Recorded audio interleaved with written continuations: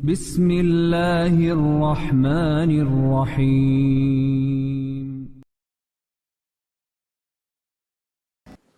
Assalamualaikum warahmatullahi wabarakatuh. Alhamdulillah. Selalu saja kita memuji Sang Pencipta Allah yang kita yakini satu-satunya pencipta, pemilik, penguasa semua yang di langit, semua yang di bumi dan semua yang ke kedalaman lautan, terjangkau atau tidak terjangkau oleh mata kita sebagai manusia. Baik itu pergantian siang malam, hujan yang turun, burung yang berterbangan, bintang-bintang di langit, semua yang ada di atas langit sana dan semua yang ada di bumi ini, baik itu manusia dengan beragam macam bahasa, paras wajah, warna kulit, pola fikir, begitu juga dengan hewan-hewan dari semut yang kecil sampai gajah yang besar. Demikian juga dengan tumbuh-tumbuhan dari rumput sampai ke pohon yang besar beringin. Semuanya itu yang terjangkau oleh mata kita dan yang tidak terjangkau seperti misalnya jin, malaikat, bahkan ada yang kita bisa rasakan dari rasa sakit, sehat, senang dan sedih, suka dan benci, semuanya itu diciptakan oleh Allah Subhanahu wa taala. Zat yang maha mulia ini yang telah menggantungkan segala kebutuhan kita dengan memuji namanya Alhamdulillah. Maka sangat wajar kalau kita selalu mengucapkan kalimat ini. Juga selanjutnya kita panjatkan salam hormat kita kepada utusan Sang Pencipta Allah yang telah membawa kepada kita hukum halal haramnya sehingga kita punya panduan hidup, tahu mana boleh, mana tidak boleh, mana yang dilarang dan mana yang diperintahkan. Dan manusia terbaik ini, siapapun yang mengikutinya atau menjadikannya sebagai suri tauladan, pasti dia akan seperti manusia terbaik ini. Dan Allah telah memerintahkan kita untuk melakukan itu. Semua seluk-beluk kehidupannya, makannya, minumnya, tidurnya, semua yang berhubungan dengan masalah kehidupan sosial, ekonomi, politik, apa saja, disuruh untuk menjadikannya sebagai suri tauladan. Dan kita tahu, buah tidak akan jauh dari pohonnya. Dan juga mengucapkan satu kali salam hormat kepadanya akan dibalas oleh Allah dengan 10 kali tambahan rahmat yang berarti pengampunan dosa, peninggian derajat dan pemenuhan segala kebutuhan. Maka sangat wajar selain memuji Allah, Alhamdulillah, kita juga selalu memanjatkan salawat dan taslim kepada Nabi besar Muhammad sallallahu alaihi wasallam. Pertama-tama saya berterima kasih dengan sahibul bait, Syakib, Banafi dan keluarga, serta seluruh jajaran teman-teman yang sudah menjadi penyebab adanya pertemuan ini. Semoga diikhlaskan niatnya dan juga menjadi tambahan amal saleh insyaAllah pada hari kiamat. Saya pun dan teman-teman semua yang hadir, saya mengajak untuk ikhlas kepada Allah Subhanahu wa taala karena majelis ilmu itu sangat besar sekali pahalanya. Cukuplah sebuah hadis Nabi sallallahu alaihi wasallam yang tidak ada orang berkumpul untuk mempelajari ayat dari ayat-ayat Allah kecuali akan turun bersama mereka para malaikat yang membawa rahmat dari langit. Dan dalam hadis yang lain, malaikat akan menebahkan sayapnya melindungi siapapun yang keluar untuk menuntut ilmu. Maka di sini saya bukan kena lebih pintar daripada Bapak Ibu sekalian, tetapi kita menjalankan sunnah Nabi alaihi salatu wassalam, ad-dinun nasiha. Agama ini memang semuanya isinya nasihat. Harus saling mengingatkan. Sebelum sabda Nabi SAW pun ada hadis, ada ayat Al-Quran yang Allah mengingatkan dan kekal ditirawakan dalam Al-Quran. Fadzakir fa inna dzikra tanfa'ul mu'minin. Saling memberikan peringatan karena itu akan sangat bermanfaat bagi orang-orang beriman. Kita akan membahas pada kesempatan ini tafsir surah Al-Insan. Kita ingin mengenal diri kita lebih jauh sebagai manusia. Siapa kita sebenarnya? Dan apa tujuan kita ada di muka bumi ini? Apa target-targetnya? Apa akhir daripada kehidupan ini semuanya? Dan ini surah Allah kekalkan khusus diberikan nama manusia. Surah nomor 76 dalam Al-Quran akan kita bedah insyaAllah sampai akhir surahnya. Untuk lebih mengetahui tujuan hidup dan kenapa kita ada di muka bumi ini. Karena Allah tidak ciptakan kita sia-sia. Tapi ada target dan tujuannya. Namun sebelumnya teman-teman sekalian, kita akan buka insyaAllah dengan penanaman masalah tauhid terlebih dahulu. Setiap orang di antara kita wajib faham dan dia yakini kalimat la ilaha illallah adalah kalimat awal dan akhir dari kehidupan seorang muslim. Dia sangat yakin dan harus dia yakini Kalau tidak ada Tuhan yang berhak disembah kecuali Allah. Semua yang ada di langit, di bumi, di kedalaman lautan, dia lihat atau tidak lihat, diciptakan oleh Allah subhanahu wa ta'ala. Dan beruntung orang yang bisa memahami poin ini sehingga dia punya panduan hidup. Karena orang yang mengenal Tuhannya, begitu dia lahir, dia buka mata, dia udah bisa menangkap sebuah poin pada saat dia sudah mulai dewasa dan faham bahwasanya semua ini tidak terjadi begitu saja. Karena begitu dia lahir, ini ayah, ini ibu. Dia nggak bisa pilih yang lainnya. Harus ini ibunya, ini ayahnya. Dan ada variabel hukum di situ. Si ayah dan ibu merasa ini anaknya dan harus bertanggung jawab. Dia tidak bisa menolak juga kalau matanya digunakan untuk melihat, telinga untuk mendengar, hidung untuk menghirup, lidah untuk mengecap, lidah mengucap, ya. Bibirnya untuk mengucap, lidahnya untuk mengecap, tangannya menjama, kakinya melangkah. Masing-masing sudah ada fungsi anggota tubuh dan tidak bisa dialih fungsikan. Tidak mungkin seseorang di antara kita bisa makan dengan matanya misalnya, atau dia mendengar dengan mulutnya. Semua sudah ada fungsinya dan ini tidak mungkin kalau tidak ada pencipta. Bukankah bangunan rumah ini tidak mungkin ada tanpa ada yang membangunnya? Bukankah juga mendengar suara ini atau apa saja tidak mungkin ada kecuali memang ada yang meletakkannya? Maka tidak mungkin sesuatu itu terjadi begitu saja. Seperti yang dikatakan oleh orang-orang ateis. Mereka mengatakan bahwasanya tidak ada Tuhan. Ini semua terjadi begitu saja. Abu Hanifah rahimahullah, salah satu ulama yang masyhur dari 4 madhab, beliau pernah diundang oleh salah satu raja di wilayah Rusia, kalau kita sekarang, zaman dulu Persia, untuk berdebat tentang masalah Islam dan agama atau keyakinan mereka. Bukan agama, mereka tidak punya agama, tapi mereka punya keyakinan tidak ada Tuhan. Semua ini terjadi begitu saja. Maka Abu Hanifah rahimahullah terlambat datang. Lalu kemudian beliau masuk ke dalam istana raja tersebut, yang dimana mereka sudah menunggu semuanya dan mereka sempat marah sambil rajanya mengatakan, Anda ini mengaku sebagai seorang muslim, kami tahunya muslim itu selalu tepat janji. Kenapa Anda bisa telat datang? Maka Abu Hanifah rahimahullah membuka diskusi sekaligus menutup diskusi itu dan memberikan jawaban kenapa dia terlambat. Abu Hanifah terkenal sangat cerdas dalam berdebat. Maka beliau rahimahullah berkata, tadi waktu saya ingin datang ke istana kalian ini, saya melewati sebuah sungai. Dan pada saat saya ingin melewati sungai, saya lama sekali menunggu tidak ada kapal yang datang. Maka pada saat saya lagi lama menunggu, tiba-tiba ada pohon di sebelah saya, tumbang di sungai itu. Jatuh, roboh, kemudian terpotong-potong sendiri.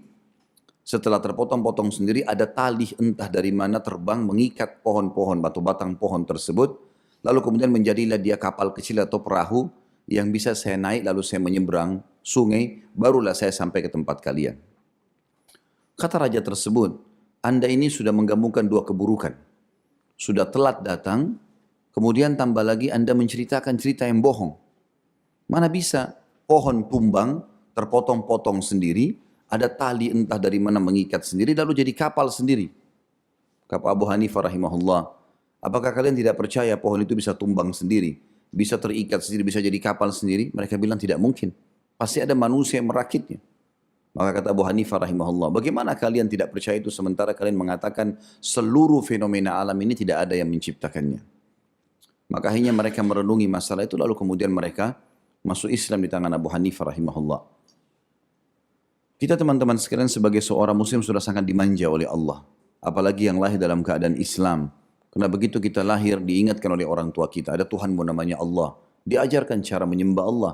Ada solat 5 waktu, ada subuh 2 rakaat, ada duhur, ada asar 4 rakaat, ada maghrib 3 rakaat, ada isya 4 rakaat. Ini loh caranya, wudu, tutup aurat, hadap kiblat. Ini bacaannya, ini wajibnya, ini sunnahnya, ini yang membatalkan. Ada puasa, ada zakat, ada berbakti sama orang tua, ada jenguk orang sakit. Padat sekali programnya. Orang-orang beriman sudah faham dari mana asal dia, ada Tuhannya Allah yang menciptakan. Dan dia sudah tahu nama Tuhannya, ada Asma'ul Husna, nama-nama mulia yang bisa dipanggil sama dia. Dia tahu bagaimana komunikasi dengan Tuhannya, mengangkat tangan ke langit sambil berdoa, menyampaikan hajatnya apa saja. Kemudian juga sementara dia dalam kehidupan ini dia tahu bermuamalah, bagaimana dia menikah, bagaimana dia berbisnis, bagaimana dia berpolitik, semuanya diajarkan. Sampai dia meninggal, tahu bagaimana prosesi mati, ada namanya husnul khatimah, ada su'ul khatimah.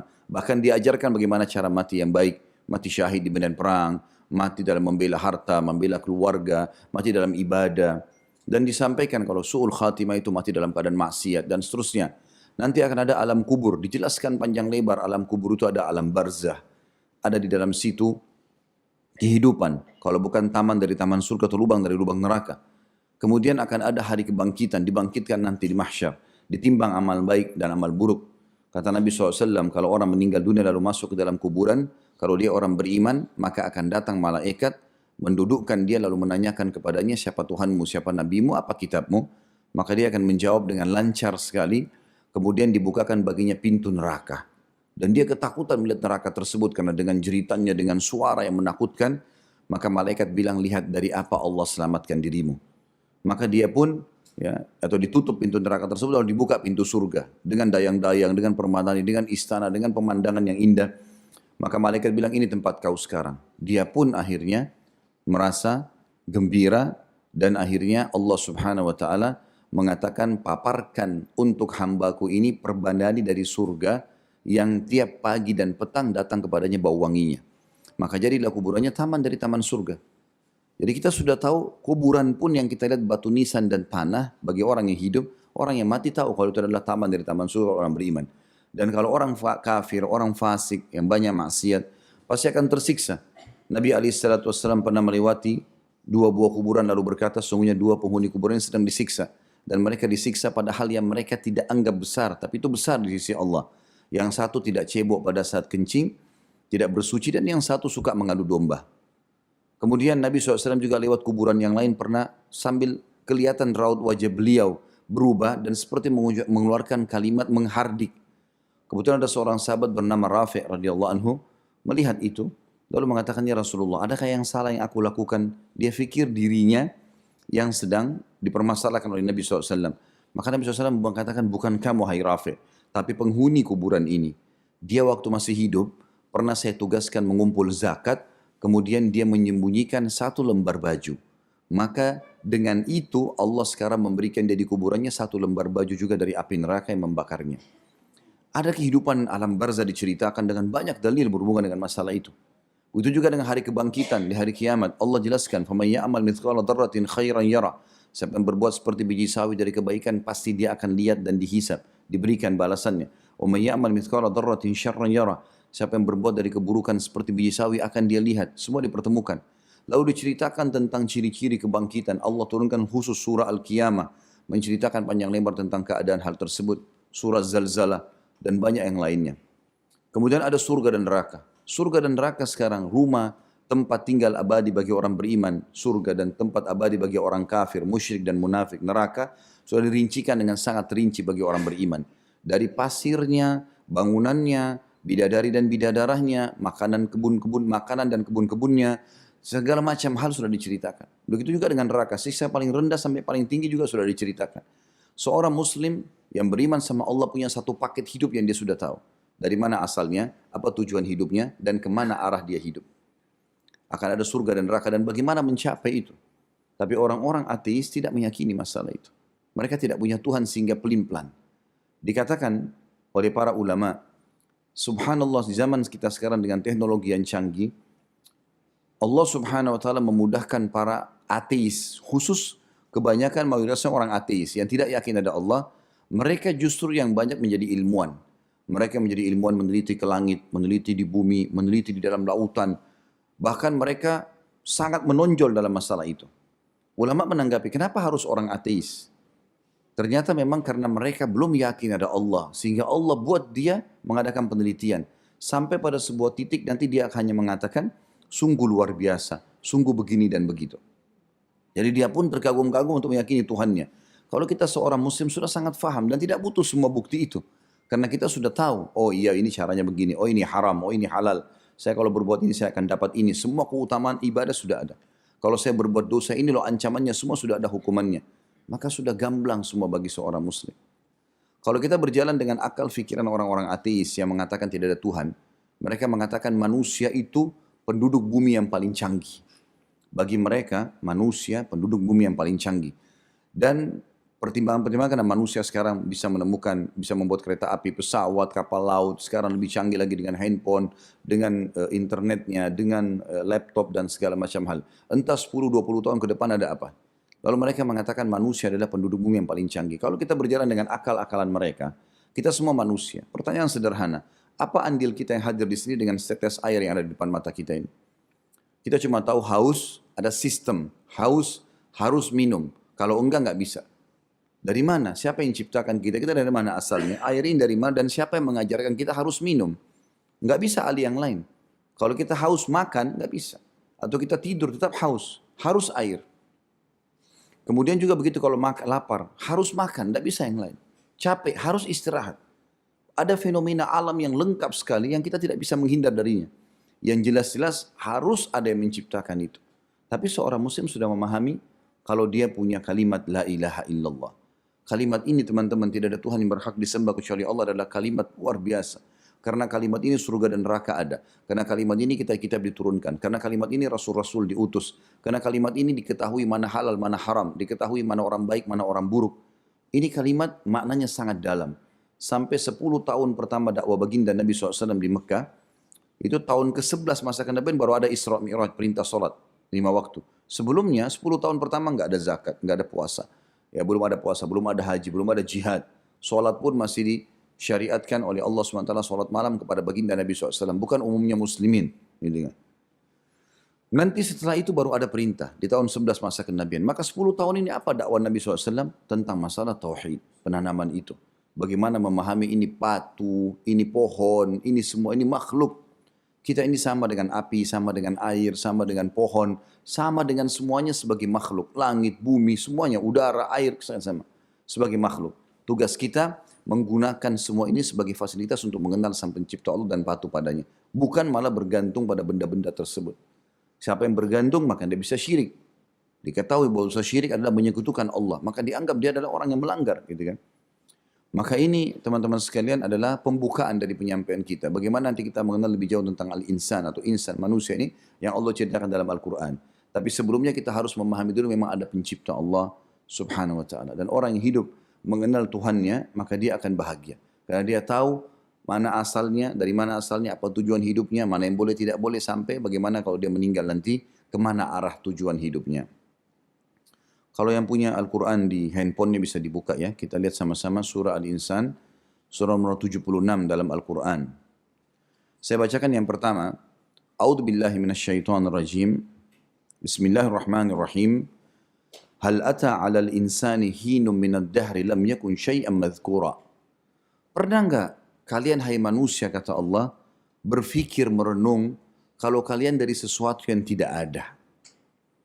Kalau kita berfikir, sehebat apapun kita, setampan apapun, secantik apapun, sekaya apapun, setinggi apapun titelnya, ya, sekekar apapun badannya, sekuat apapun dia, tetap pertanyaan Allah, pernah nggak kau berfikir kamu dari mana asalnya?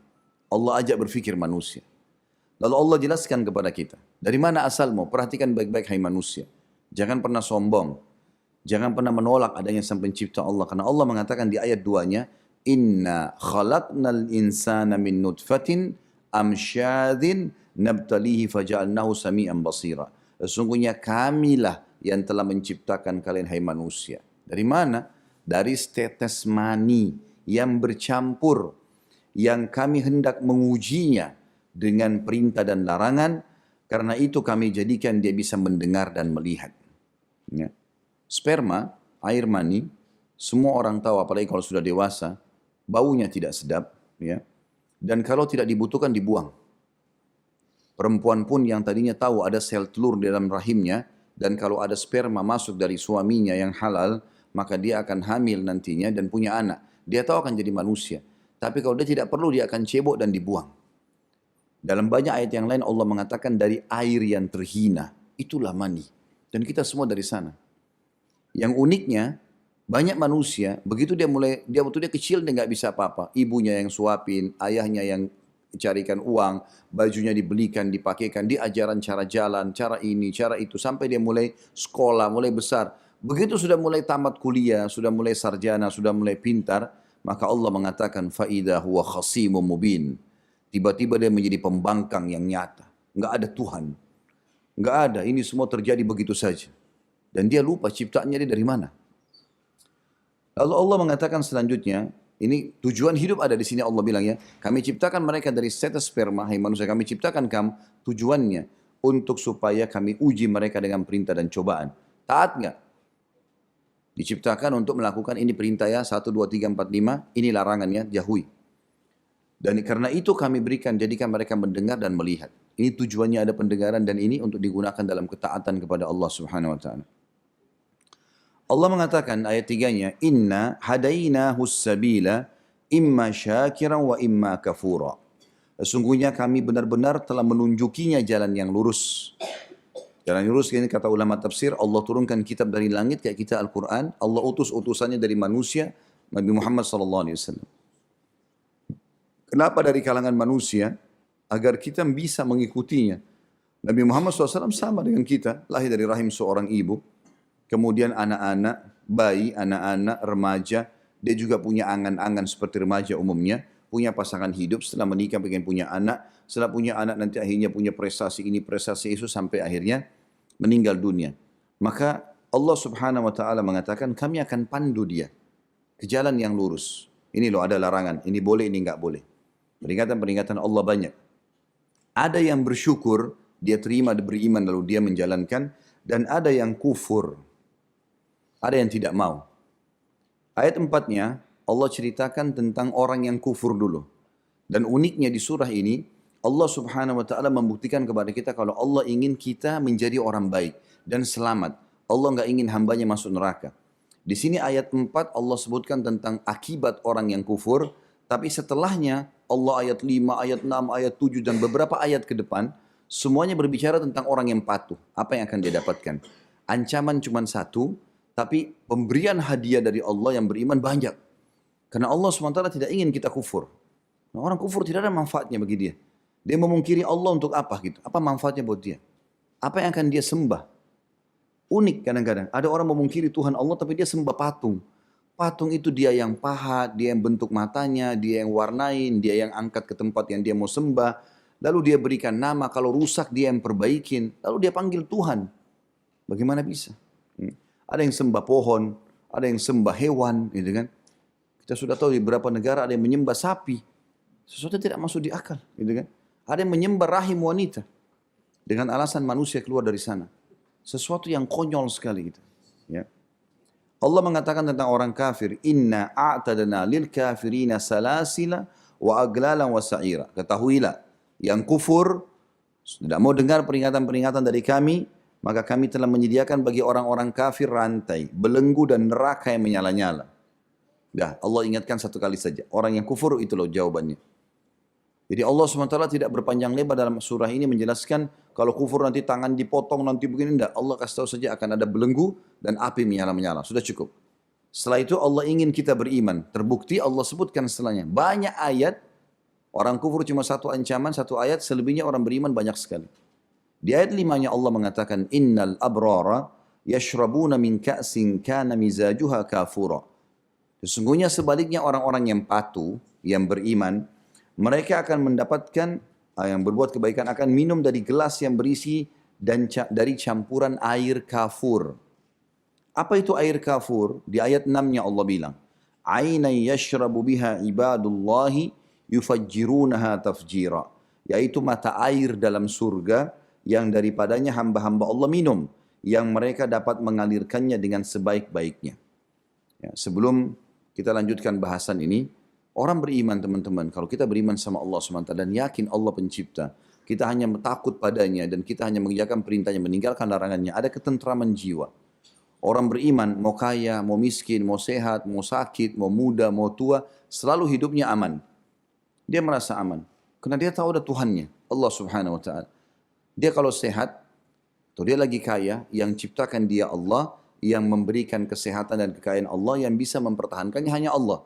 Kalau dia sedang kena musibah, sakit, ada masalah, yang ciptakan dia Allah, yang ciptakan penyakit itu Allah, dan yang bisa menyelesaikan, menyembuhkan dia hanya Allah. Nggak ada yang lain. Maka dia selalu tenang dalam setiap keadaan. Beda dengan orang-orang yang kafir kepada Allah. Mereka justru bingung, apa jalan keluarnya. Kadang-kadang dokternya disalahkan, kadang-kadang ini fulan disalahkan, sebab-sebab akibat semuanya disalah-salahkan. Kalau orang beriman tidak. Bahkan kata Nabi SAW sederhana, kalau kalian sudah ditimpa sesuatu, katakan qaddarallahu wa ma syaa fa'al. Allah sudah tentukan dan Allah takdirkan yang terbaik, gitu kan. Lalu kemudian kita disuruh mengucapkan kata Nabi SAW, jangan kalian buka pintu lau kalau seandainya. Karena kalau seandainya membuka pintu-pintu syaitan. Orang beriman teman-teman di muka bumi ini targetnya kebaikan selalu. Dia tahu dari sedekah ke jenguk orang sakit, bakti orang tua, apalagi nih kebaikan terus.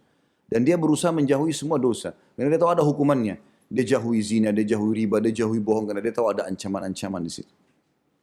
Allah menyebutkan ciri ahli surga sekarang. Orang patuh akan masuk surga. Dia akan minum dari air kafur, mata air yang mengalir di semua surga nantinya. Allah mengatakan ciri mereka kalau masuk surga adalah ayat 7, yufuna bin nadhri wa yakhafuna yawman kana syarruhu mustatira. Mereka selalu menunaikan nadar-nadar mereka. Kalau ada yang mereka tekadkan mau dikerjakan, mereka kerjakan. Dan mereka takut tentang adanya suatu hari yang azabnya merata di mana-mana. Maksudnya ada hari kiamat. Orang beriman takut. Kalau dia berbuat zina dia takut, dia bohong dia takut, dia riba dia takut. Karena di akhirat ada hisab. Lalu ayat 8. Di dunia mereka sibuk dengan program-program yang baik. Karena tahu di akhirat ada balasan. وَيُطْعِمُونَ الطَّعَامَ عَلَى حُبِّهِ مِسْكِينًا وَيَتِيمًا وَعَسِيرًا. Dan mereka sibuk memberikan makan yang disukainya. Kepada orang miskin, anak yatim, dan orang yang ditawan. Ini perlu digarisbawahi ya. Jadi ayat Al-Quran ini menjelaskan kita dianjurkan memberi makan kepada orang. Memberikan sesuatu kepada orang yang dasarnya memang itu disukai. Jadi jangan kita memberikan makan kepada orang, ini kan makanan saya nggak suka, kasih aja orang. Bukan itu yang dimaksud. Tapi bagaimana kalau kita makan di satu restoran, makanannya enak, cocok, maka kita memberi makanan yang sama kepada orang lain. Contoh kita makan di restoran, nyaman, enak, cocok. Misal satu porsi harganya, kalau dalam rupiah misalnya 100.000 rupiah. Kemudian dia beli makanan porsi yang sama, menu yang sama, dia kasih kepada orang miskin di pinggir jalan. Itu yang dimaksud dalam ayat ini. Bagaimana dia mengejar yang terbaik untuk itu. Dan ciri orang-orang beriman selanjutnya adalah mereka akan mengatakan pada saat memberi orang lain makan, minum, pakaian, sumbangan, uang, segala macam, innama nut'imukum liwajhillahi la nuridu minkum jaza'an wala syukura. Sesungguhnya kami memberikan makan kepada kalian hanyalah untuk mengharapkan keridhaan Allah. Kami tidak menghendaki balasan dari kamu dan tidak pula ucapan terima kasih. Jadi seorang ahli surga teman-teman sekalian, orang yang beriman kepada Allah, kalau dia kasih kepada orang, orang itu langsung pergi, tidak ucapkan terima kasih, itu target dia. Memang dia justru tidak menunggu terima kasih itu. Karena kapan dia katakan terima kasih, ini berbahaya. Mungkin kita bisa jadi riak. Atau mungkin ada orang digoda syaitan, begitu dia kasih, lalu orang itu langsung jalan, dia mengatakan orang ini nggak tahu terima kasih. Atau dia memberikan makanan kepada tetangganya, ternyata tetangganya mengembalikan piring itu kosong. Maka dia mungkin merasa jengkel atau sakit hati, kenapa orang ini tidak membalas. Padahal sebenarnya ciri ahli surga bukan begitu. Memberi tanpa mengharap balasan. Ada istilah dalam agama kita teman-teman, karim namanya.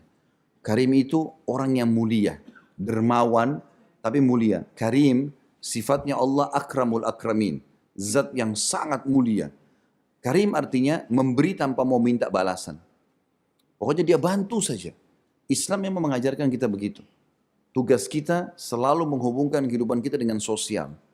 Kalau kapitalis beda pemikiran mereka. Kapitalis pikirannya bagaimana dia membantu dan apa yang dia dapatkan. Apa yang saya beri harus dibalas. Kalau Islam tidak mengajarkan itu. Kita memberi dan kita tidak menunggu balasan. Kita berharap balasan dari Allah Subhanahu wa taala. Seperti itulah. Jadi tidak bisa terpisah antara kehidupan seorang muslim dengan sosialnya. Termasuk misalnya seorang pedagang. Tidak selamanya pedagang itu mengambil keuntungan dalam Islam, tapi ada saatnya di mana dia membantu orang lain. Abu Hanifah rahimahullah, beliau seorang pedagang sutra terkenal di Irak. Orang kaya raya Abu Hanifah, seorang imam madhab tadi yang saya ceritakan juga salah satu kisahnya tadi. Beliau rahimahullah pernah membeli 10 lembar kain sutra dengan harga yang bagus dan dia juga sudah jual. Rupanya ada satu ibu datang, setelah dia beli beberapa hari dan sudah laku beberapa buah, ibu itu mengatakan saya punya uang 30 dirham. saya mau beli kain sutra. Ada nggak kain sutra dengan harga 30 dirham? Kata Abu Hanifah ada. Padahal sutra itu biasanya paling murah 100 dirham. Abu Hanifah mengatakan ada. Silakan ambil ibu di sini. Ibu itu bayar dengan gembira lalu diambil. Tapi ibu ini faham.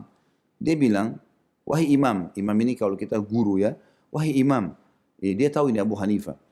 Bagaimana bisa anda menjual kepada saya kain sutra dengan 30 dirham. Sementara jelas-jelas harga sutra mahal. Saya sudah mutar ke sana sini, tidak ada saya dapatkan. Kenapa anda jual kepada saya? Kata Abu Hanifah, Alhamdulillah saya beli 10 kain sutra. 9 sudah laku. Tinggal 1. Dan ada seorang muslimah yang butuh itu. Maka saya kasih. Bukan cari keuntungan, tapi membantu seorang muslim. Ada kejadian di Saudi kemarin, kejadian nyata. Seseorang punya toko selimut. Selimutnya itu paling murah 200 real harganya. Paling murah. Ya. Kalau dalam rupiah mungkin 600 ribu rupiah. Ya. Mungkin kalau ringgit sama kali ya. Sekitar 200 real paling murah. Ya. Maka pemilik toko ini melihat ada satu orang masuk, orang miskin. Masuk bajunya agak tua, lalu dia mengatakan kepada pegawai-pegawai di situ, saya mau membeli selimut. Uang saya 100 real, saya mau 4 selimut. Buat saya, buat istri dan buat anak-anak saya, 2 orang. Musim dingin, dingin sekali. Maka pegawai toko itu mengatakan, tidak ada selimut dengan 100 real 4. Maka sebelum dia menjelaskan harga-harga selimut itu, yang punya toko lihat lalu yang punya toko kasih isyarat kepada pegawainya, silakan tinggalkan saja biar saya sama dia. Lalu ditanya, Anda mau apa? Dia bilang saya mau beli selimut untuk saya, istri saya dan 2 anak saya. Musim dingin. Saya punya uang 100 real. Bisa dapat 4 selimut gak? Kata yang punya toko, bisa. Bisa. Silakan ambil saja selimut di sini yang mana Anda mau. Silakan. Bisa 100 real 4. Orang ini, milih itu, dia ambil entah harganya berapa. Dibawa ke kasir, lalu kemudian dibayar. Diambillah sama yang punya toko, orang itu pergi gembira, dia keluar. Lalu dia kumpulkan pegawainya, dia mengatakan, saya tahu kalian mau bertanya dengan saya. Pasti kalian akan bertanya, kenapa tadi saya bisa jual 100 real 4? Dia bilang iya. Mereka bilang iya, pegawainya bilang iya, kami mau tahu. Kata dia, tadi itu yang masuk, saudara kita muslim yang miskin. Dia sudah membahasakan kalau dia butuh selimut untuk dia, istrinya, anaknya 2. Tidak mampu. Dia minta 100 real 4 karena itu kemampuan dia. Maka saya berikan dia. Ada pegawainya yang angkat tangan mengatakan, kalau begitu kenapa Anda tidak kasih cuma-cuma? Kenapa masih ambil uangnya? Kata dia, kata yang pemilik toko, kalau saya kasih cuma-cuma, dia keluar dari toko ini merasa terhina. Tapi dia sekarang keluar mulia, dia merasa dia beli. Padahal saya tidak ambil keuntungan. Seorang muslim beda cara penilaiannya. Dia ada target akhirat di sana, dia tahu semuanya ini ada nilainya. Ada sesuatu yang besar yang menunggu dia di akhirat sana. Dan setiap kali kita berpikir masalah ini, masalah akhirat, kita akan selalu terbawa dengan pikiran semuanya mudah. Seberat apapun penyakit, seberat apapun cobaan jadi ringan. Oh, ada akhirat. Kita sakit cuma sampai mati. Habis mati sudah nggak ada penyakit di akhirat. Gitu kan? Orang walaupun lumpuh, naudzubillah, lahir dalam keadaan lumpuh total, matanya buta, telinganya tuli, mulutnya bisu, tangan kakinya semuanya puntung, terputus, tetap di akhirat dikasih jasad yang baru. Itu hanya selama di dunia. Orang muslim tahu masalah itu. Dia akan dibangkitkan dengan jasad yang baru. Kata Nabi SAW, nanti Allah akan turunkan hujan pada hari kebangkitan, di mana akan menimpa tulang-tulang ekor kalian, yang kalian akan tumbuh dengan seperti tumbuhnya sayur-sayuran. Jasad baru. Kata Nabi SAW, kalian akan dibangkitkan dengan jasad baru seperti Adam alaihissalam. 60 siku ke langit. 27,5 meter. Bukan lagi jasad-jasad kayak kita sekarang. Mungkin paras wajahnya sama, tapi postur tubuhnya sudah berbeda. Diberikan oleh Allah SWT. Jadi cobaan itu juga akan kita lalui di dunia ini. Sebentar. Di dalam sebuah hadis yang sahih riwayat Bukhari, kata Nabi SAW akan didatangkan nanti pada hari kiamat orang yang paling besar nikmatnya Allah pada dia, tapi dari ahli neraka. Di dunia, lahir di istana raja. Jalan mungkin di atas karpet. Hidupnya semuanya makanan, pakaian, semuanya mewah ada. Tapi sampai mati kafir. Kata Nabi SAW didatangkan hari kiamat orang yang paling besar nikmatnya di dunia, tapi dari orang kafir, ahli neraka. Didatangkan lalu dicelupkan satu celupan di neraka, lalu dikeluarkan. Masukin langsung keluar. Ditanya, apa kau pernah rasakan nikmat selama ini?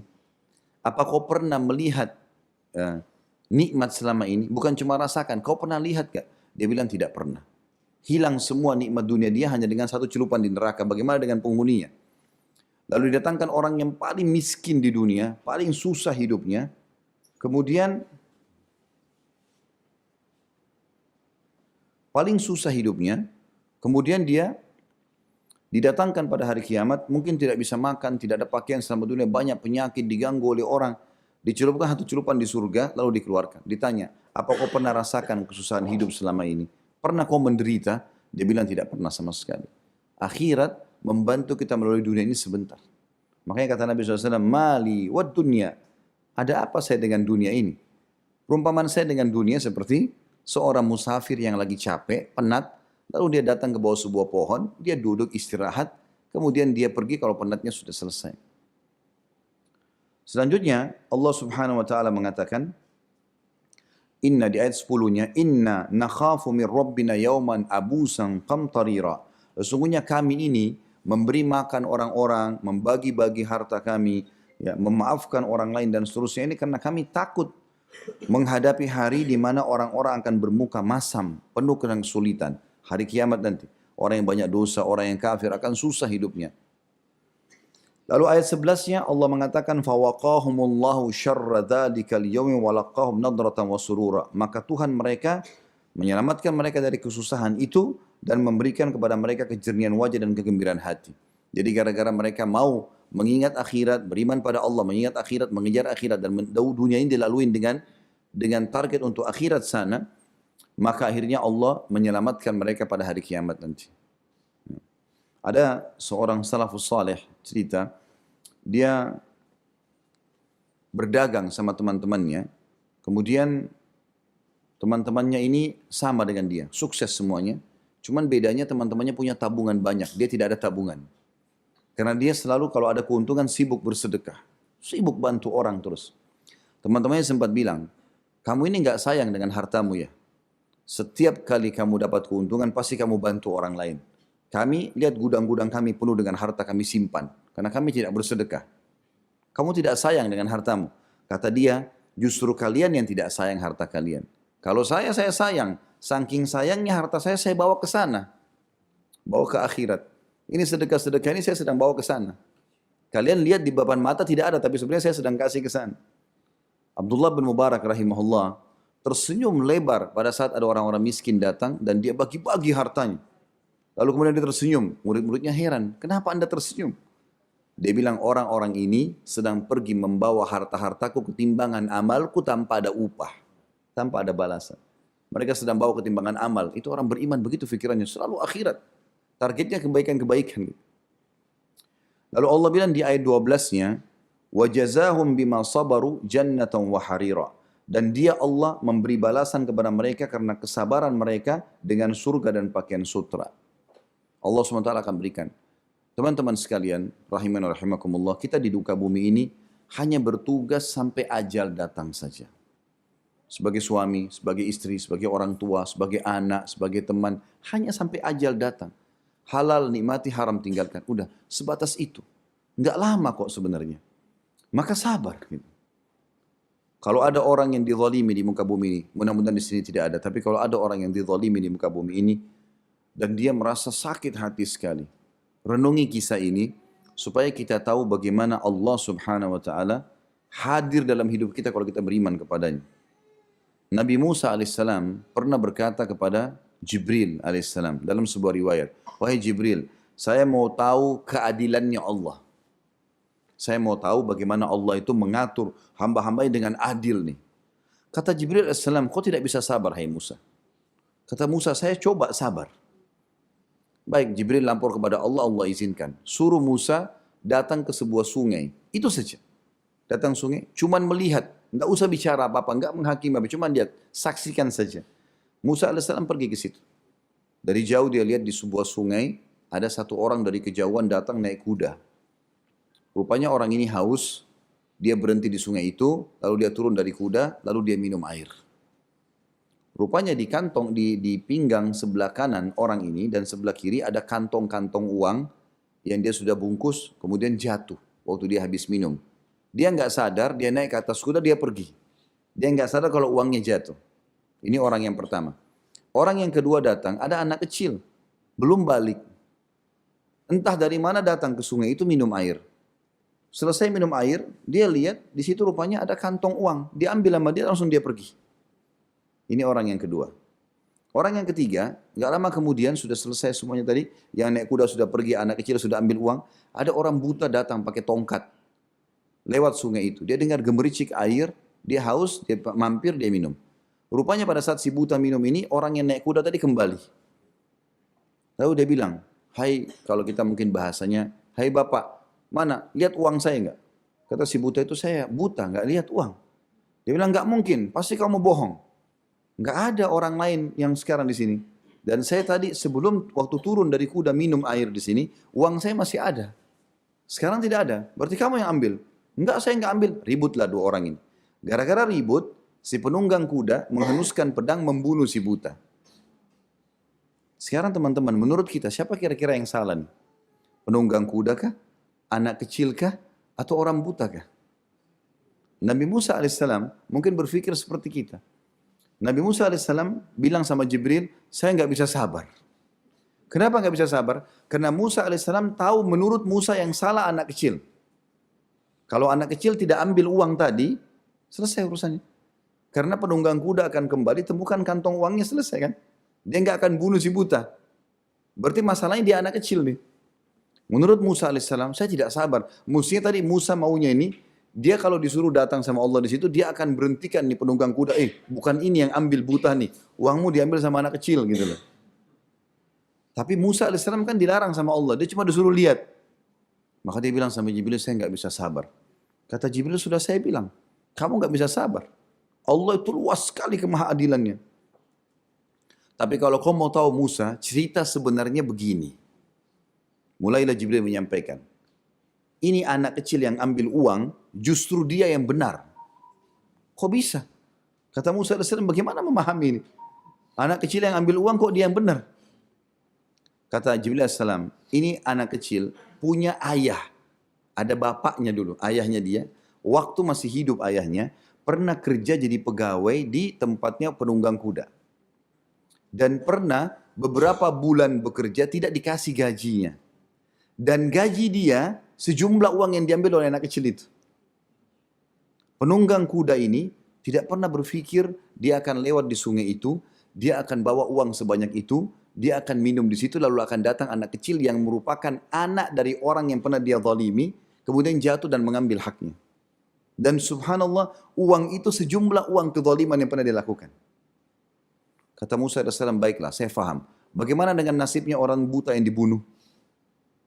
Kata Jibril AS, ayahnya anak ini setelah berhenti kerja dari tempat penunggang kuda, dia cari kerja di tempatnya si buta. Dan dulu buta ini nggak buta matanya. Tapi Allah uji dia di akhir hidupnya, dibutakan matanya. Orang ini zalim sekali, si buta ini orang zalim. Sampai-sampai waktu dia pekerjakan ayahnya anak ini, dia membunuh ayah anak itu.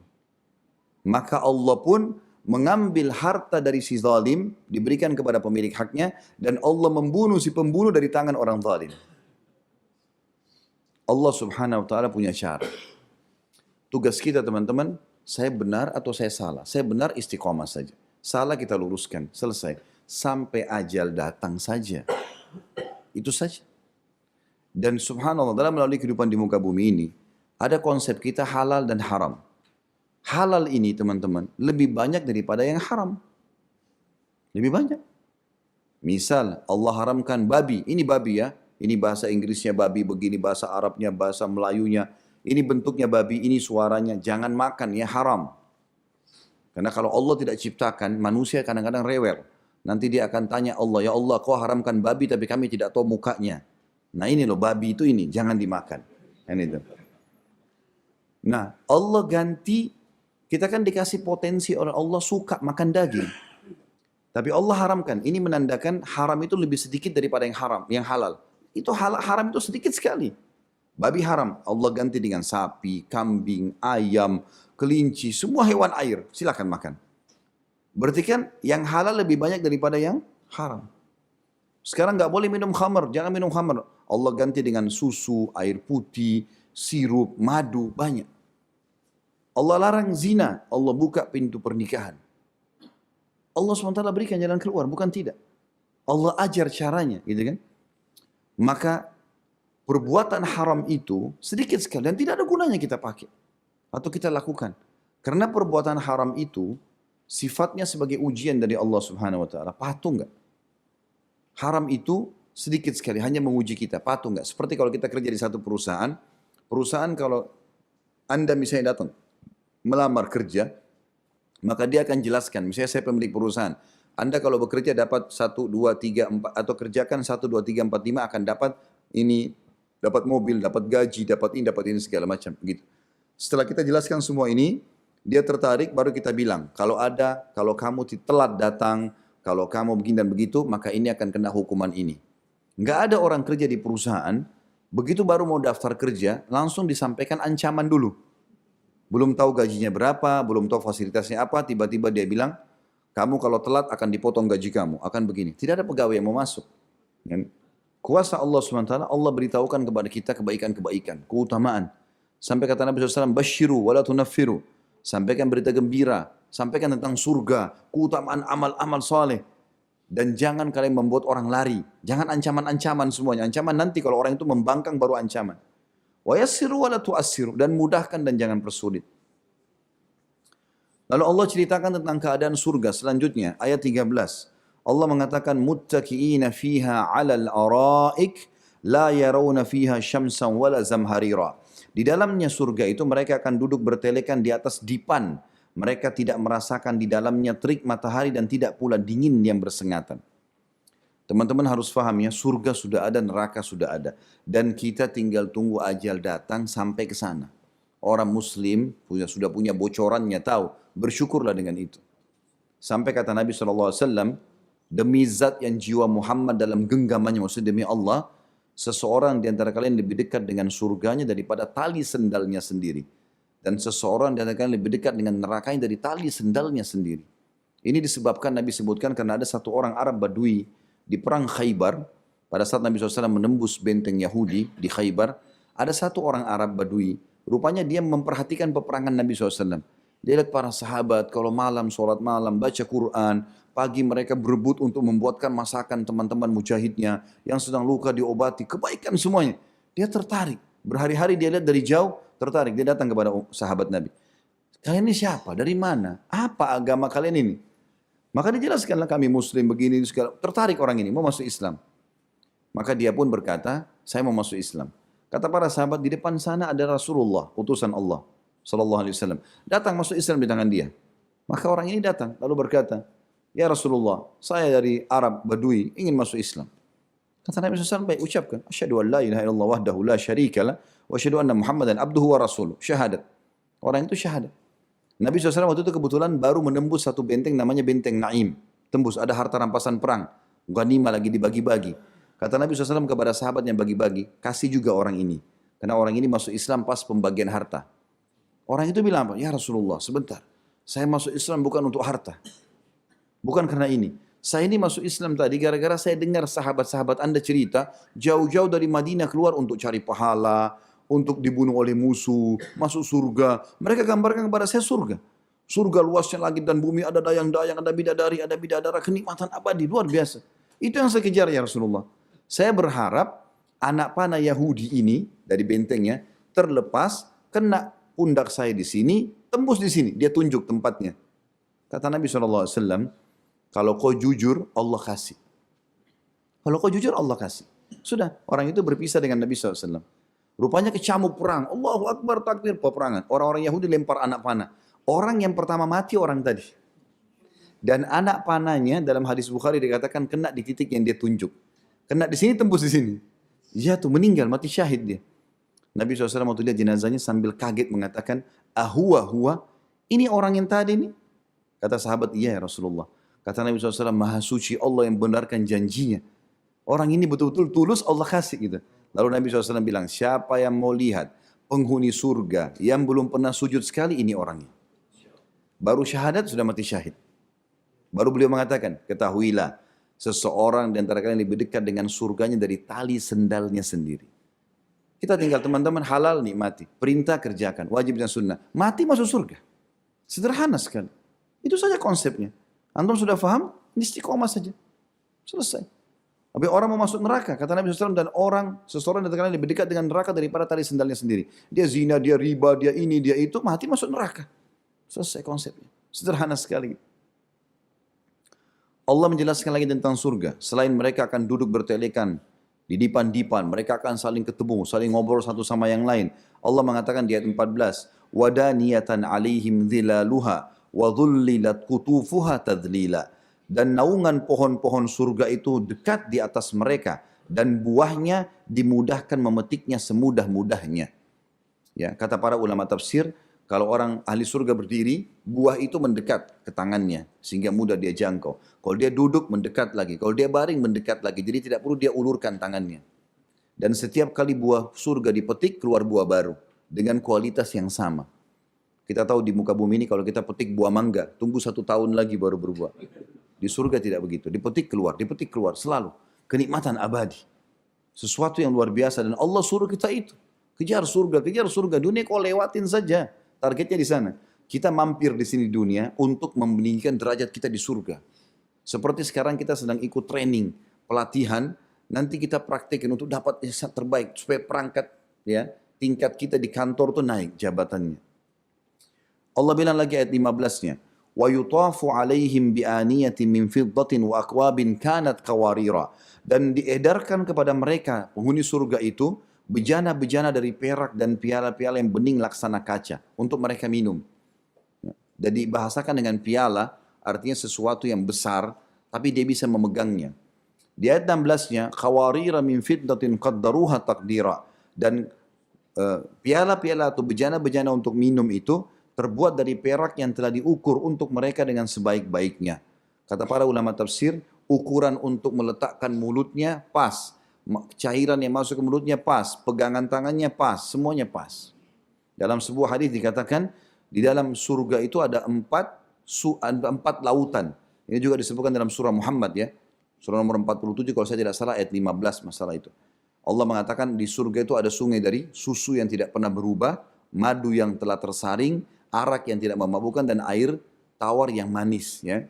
Dan ini nanti akan mengalir di setiap istana seseorang di antara kita.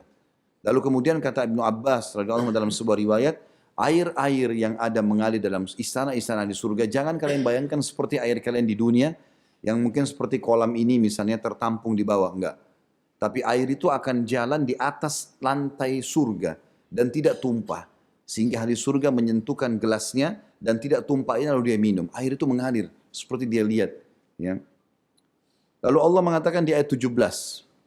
Wa yusqawna fiha ka'san kana mizajuha zanjabila. Dan di dalam surga mereka diberi minum segelas minuman yang campurannya adalah jahe. Dan ini ulama tafsir mengatakan setiap kali ada penyebutan tentang buah, sayuran, dalam Al-Quran itu berarti paling baik buat kesehatan. Penyebutan tentang buah delima, buah anggur, buah pisang, ya sayuran seperti ada labu, penyebutan ya. Kemudian di sini ada jahe, penyebutannya semua itu adalah yang terbaik buat manusia konsumsi. Kemudian ayat 18-nya, ainan fiha tusamma salsabila. Di dalam surga ada juga mata-mata air yang dinamakan dengan salsabila. Artinya ini mata-mata air banyak sekali. Setiap di sudut istananya dia ke sana ada mata air, bisa minum setiap saat dimanapun dia mau. Dan ini surga teman-teman bukan seperti rumah kita di dunia ya. Kata Nabi SAW ahli surga, saking nikmatnya surga itu, dia kalau duduk di salah satu sudut istananya, dia akan duduk 70 tahun tidak pindah-pindah. Karena nikmatnya. Kemudian dia baru pindah ke tempat lain. Ahli surga tidak ada lagi lapar, tidak ada lagi haus. Makan dan minum bukan karena lapar dan haus. Kita kalau lapar, makan targetnya habisin makanan. Bukan menikmati. Bagaimana laparnya hilang. Kita kalau haus, target minumnya hilangkan haus. Bukan nikmati minuman. Tapi kalau kita lagi tidak lapar, mau makan apa? Oh saya mau makan ini. Pilih. Lalu kita nikmati makanan. Ahli surga itu tidak ada yang lapar. Jadi mereka makan bukan karena lapar. Minum juga bukan karena haus. Kita kalau lagi tidak haus mau minum apa? Ibu mau minum apa? Oh saya mau minum panas, minum dingin. Kita bisa milih. Karena enggak haus. Gitu kan. Enggak ada lagi tidur. Enggak ada capek. Kata Nabi SAW ahli surga tidak ada lagi lapar. Tidak ada haus. Tidak ada capek. Tidak ada gangguan orang. Tidak ada lagi beringus. Ya, tidak sakit. Tidak ada meludah. Ya. Dan mereka tidak akan pernah rusak bajunya, ya. Tidak akan habis masa mudanya, dan mereka mendapatkan apa yang mereka inginkan. Semuanya yang diinginkan ada. Dalam hadis juga dikatakan fiha ma tashtahiin anfus. Di surga semua yang jiwa inginkan, baru niat sudah dapat. Lalu dikatakan ayat 19 dipenuhi dengan pelayan-pelayan di surga yang banyak. Ya. Wa yatufu alaihim wildanum mukhalladuna idza ra'aitahum hasibtahum lu'lu'an manthura. Dan mereka dikelilingi oleh pelayan-pelayan muda yang tetap muda. Kata para ulama, makna wildan bidadara, pelayan laki-laki. Kalau hurun in, bidadari, pelayan perempuan. Jadi di surga ada dua jenis pelayan, laki-laki dan perempuan. Dikatakan sini, dan mereka dikelilingi oleh pelayan-pelayan laki-laki yang tetap muda. Apabila kamu melihat mereka nanti di surga, kata Allah, kamu akan melihat mereka seperti mutiara yang bertaburan. Saking indahnya. Ya. Kalau bidadari biasanya disebutkan seperti permata, ya, yang indah. Lalu ini seperti mutiara. Kalau mutiara, kalau satu biji mungkin tidak terlalu kelihatan, itu pun sudah mengkilat dan bersih. Tapi kalau kita punya 100 butir lalu kita sebarin di lantai, maka indah kelihatan memantulkan cahaya. Allah menggambarkan mereka seperti itu. Dalam sebuah hadis sahih dikatakan menjelaskan ayat ini, ahli surga yang paling rendah derajatnya, itu Allah akan berikan kepadanya 10.000 pelayan. 10.000 pelayan. Setiap pelayan punya 2 nampan. Ya, tahu nampan ya? Tempat untuk taruh makanan, piring, wadah. Ya, satu dari perak, satu dari emas. Jadi kalau 10.000 orang, masing-masing pegang 2, berarti 20.000 nampan. Ya. Dan ahli surga akan makan dari semua nampan itu, kenikmatannya akan sama dari nampan yang pertama sampai nampan yang terakhir. Karena nggak ada rasa kenyang. Semuanya dirasakan kenikmatan. Dan akan ada ahli surga nanti yang masuk ke istananya, dia temukan satu orang yang sangat tampan, bersih, bagus gitu. Lalu dia mengatakan, siapa kau ini? Apakah kau salah satu dari malaikat-malaikat Allah? Kata dia, bukan, saya adalah salah satu pelayanmu. Pelayan. Ahli surga tidak ada lagi yang jelek, nggak ada lagi yang susah. Kata Nabi SAW, kalian kalau masuk surga, maka postur tubuh kalian seperti Adam alaihissalam, 60 siku ke langit, 27,5 meter, tinggi sekali. Wajah kalian seperti Yusuf, hati kalian seperti Ayub. Jadi kasus jelek itu cuma di dunia. Kasus pendek cuma dunia. Akhirat sudah berbeda semuanya. Cuma berbeda. Ini janji Allah SWT. Lalu Allah mengatakan di ayat 20, "Wa idza ra'aita thamma ra'aita na'iman wa mulkan kabira." Dan apabila kamu melihat nanti di surga, mereka penghuni surga sama pelayan-pelayannya semuanya, maka niscaya kamu akan melihat berbagai macam kenikmatan dan kerajaan-kerajaan yang besar. Raja, semua ahli surga raja. Yang kata ulama, semua ahli surga raja. Karena dia punya dayang-dayang, dia punya istana sendiri, dia punya kerajaan sendiri. Tapi di dalam surganya. Allah menjelaskan tentang pakaian mereka di ayat 21. "Aliyahum thiyabu sundusin khudrun wa istabraq wa hullu asawira min fiddatin wa saqahum rabbuhum syaraban tahura." Mereka memakai pakaian sutra halus yang hijau dan sutra tebal dan dipakaikan kepada mereka gelang yang terbuat dari perak dan Tuhan memberikan kepada mereka minuman yang bersih. Ya, sundus dan istabrak adalah pakaian sutra yang asli, yang tipis dan yang tebal. Karena di surga nanti tidak lagi panas, tidak lagi dingin. Abdullah bin Mas'ud radhiyallahu anhu pernah ditanya, bagaimana cahayanya surga nanti? Kata Abdullah bin Mas'ud radhiyallahu anhu, tidakkah kalian lihat matahari awal terbit? Waktu awal pagi-pagi keluar, dia tidak menyengat tapi terang, seperti itulah. Cahayanya saja tidak ada matahari. Jadi tidak ada lagi malam, semuanya dengan kenikmatan abadi. Ya. Allah mengatakan di ayat 22, "Inna hadza kana lakum jazaa'an wa kana sa'yukum mashkura." Sesungguhnya semua ini balasan atas perbuatan kalian dan supaya atau usaha kalian akan diberi balasan. Allah akan nilai semuanya. Jadi sekecil apapun yang kita kerjakan akan dibalas oleh Allah SWT asal syaratnya ikhlas, ya, dan mengikuti Nabi SAW. Ayat 23, "Inna nahnu nazzalna 'alaikal Qur'ana tanzila." Sesungguhnya hai Muhammad kami benar-benar menurunkan kepadamu Al-Quran secara beransur-ansur. Artinya informasi dalam Al-Quran semuanya benar. Fahamin itu. Pelajari beransur-ansur artinya bertahap. Pelajari ini sampai kau memahami dan mengamalkan semuanya.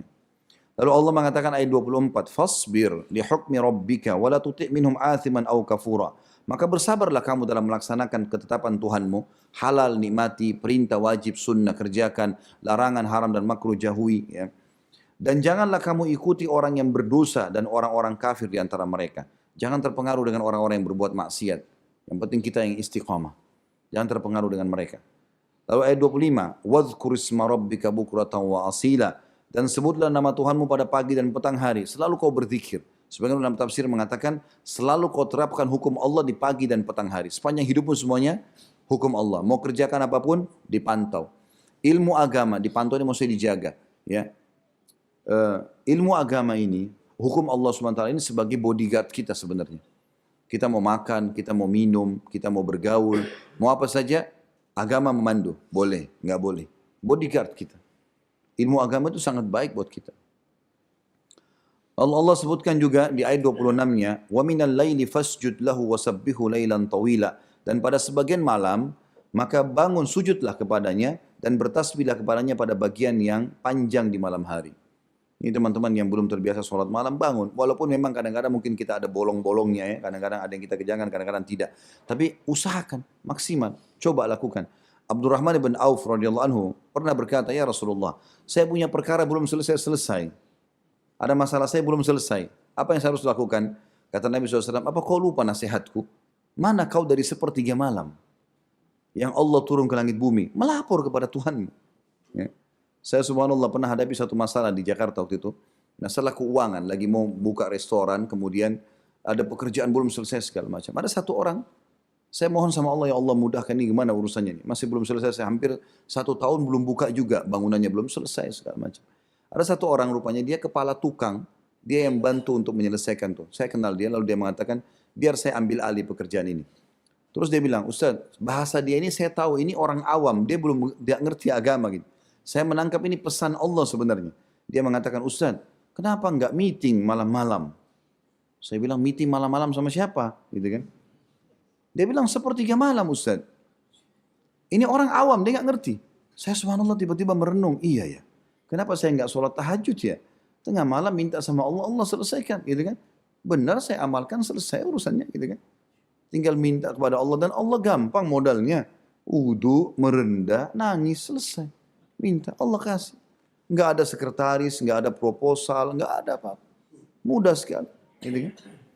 Kalau kita mau punya satu urusan, kita mau urus satu urusan kepada pejabat pemerintah misalnya, mau urus tanah apa saja, kita yang harus datang ke dia, mohon ke dia. Gitu kan? Kalau Allah SWT datang ke kita di sepertiga malam, datang ke bumi, bertanya lagi, ada yang mohon ampun enggak? Ada yang punya hajat enggak? Ada yang minta tolong enggak? Semuanya dibantu. Sudah pasti semuanya. Gitu. Lalu ayat 27, "Inna haula yuhibbunal ajilata wa yadharuna wara'ahum yawman tsakila." Sesungguhnya orang-orang kafir itu menyukai kehidupan dunia dan mereka tidak mempedulikan kesudahan mereka pada hari yang berat nanti di akhirat. Kalau orang-orang kafir nggak punya pikiran ini semua, mereka nggak tahu kalau ada kehidupan akhirat, ada hisab, mereka akan menyesal nanti, gitu kan? Kita alhamdulillah sudah dipandu. Dan luar biasanya agama Islam teman-teman, walaupun kita sudah berbuat dosa, selama masih hidup, ada 6 huruf ini kata kunci, taubat. Ikrarkan sama Allah, saya tidak akan mengulangi lagi, ya Allah sesali, tinggali, Allah terima. 50 tahun buat dosa tetap Allah bersihkan. Sampai kata para ulama, andai saja Fir'aun di akhir hidupnya sebelum tenggelam, bertobat sama Allah, Allah terima. Sampai waktu tenggelam, gitu kan, Musa alaihissalam diberikan wahyu oleh Allah SWT, "Hai Musa, andai saja Fir'aun di detik-detik terakhir, dia sempat bertobat kepada aku, maka aku akan ampuni." Sudah ngaku Tuhan, bukan cuma sekedar maksiat biasa. Menantang Allah SWT. Dia mengatakan, "Ana rabbukumul a'la." Aku Tuhan kalian yang tinggi. Tapi Allah masih bisa maafkan. Luar biasa karunia Allah SWT. Berbuat dosa pun masih dimaafkan. Lalu Allah mengatakan ayat 28, "Nahnu khalaqnahum wa syadadna asrahum walau syi'na baddalna amthalum tabdila." Kami telah menciptakan mereka, manusia itu, dan menguatkan persendihan tubuhnya, tulang-tulang semuanya ini. Apabila kami kehendaki, maka kami sungguh-sungguh bisa mengganti mereka dengan orang-orang yang serupa dengan mereka. Kalau Allah mau semua kita dibinasakan, Allah ganti dengan yang lain. Allah tidak perlu sama kita. Ini ada satu hadis qudsi yang mulia, hadis Bukhari, kata Nabi SAW, Allah berfirman, "Wahai hamba-hambaku, aku haramkan kezaliman terhadapku, maka aku jadikan itu haram bagi kalian. Jangan kalian saling menzalimi, mengambil hak orang lain atau tidak memberi hak orang lain. Wahai hamba-hambaku jin dan manusia, andai saja kalian semua beriman dengan iman yang satu." Kata sebagian ulama hadis seperti imannya Nabi Muhammad SAW. Semuanya beriman bagus, tinggi imannya. Semua tidak akan menambah sedikit pun dari kerajaan dan kekuasaanku. Tidak ada pengaruhnya kata Allah. Kita semua beriman sama Allah SWT, Allah tidak butuh itu. Teman-teman hati-hati ya. Kalau kita menganggap ibadah kita, itu Allah butuh, ini kesalahan yang fatal. Makanya orang kadang-kadang sholat buru-buru, Allah Akbar, karena dia pikir Allah butuh. Enggak, Allah enggak butuh. Yang butuh kita, makanya harus khusyuk, jangan tidak. Konsentrasi, itu kita akan dapat pahalanya hari kiamat. Jangan main-main dengan gitu. Sedekah kita harus tahu, kita yang memberi, kita yang akan mendapatkan hasilnya. Allah tidak butuh dengan amal kita. Maka kata Nabi SAW, Allah mengatakan tadi lanjutan hadisnya, Dan wahai hamba-hambaku, andai saja kalian semuanya jin dan manusia kufur dengan satu kufur. Kata ulama hadis, semuanya seperti Fir'aun ngaku Tuhan. Maka tidak akan mengurangi sedikit pun dari kerajaan dan kekuasaanku, kata Allah. Dan hai jin dan manusia hamba-hambaku, andai saja kalian berkumpul di satu lembah yang luas, ya, padang pasir yang luas, kalian semuanya minta masing-masing keinginannya. Dan aku berikan, tidak akan mengurangi sedikit pun dari kerajaan dan kekuasaanku, kecuali hanya seperti jari telunjuk yang ditelupkan di lautan lalu diangkat. Lihat apa hasilnya. Allah nggak butuh dengan amal kita, kita yang butuh. Perbaiki amalan antum. Hati-hati. Karena kita yang butuh, Allah nggak butuh. Sedekahlah, puasalah, mengajilah, sholatlah yang terbaik buat kita. Karena kita yang panen, Allah nggak butuh. Dalam hadis Qudsi, dalam hadis Bukhari juga, Nabi SAW bersabda, Allah berfirman, wahai hamba-hambaku, amal-amal yang aku perintahkan pada kalian, untuk diri kalian sendiri aku akan kembalikan. Dan aku tidak membutuhkan itu. Tentang masalah Idul Adha juga kurban, Allah mengatakan dalam Al-Quran, la yanalullahu luhumuha wala dima walakin yanalu taqwa minkum.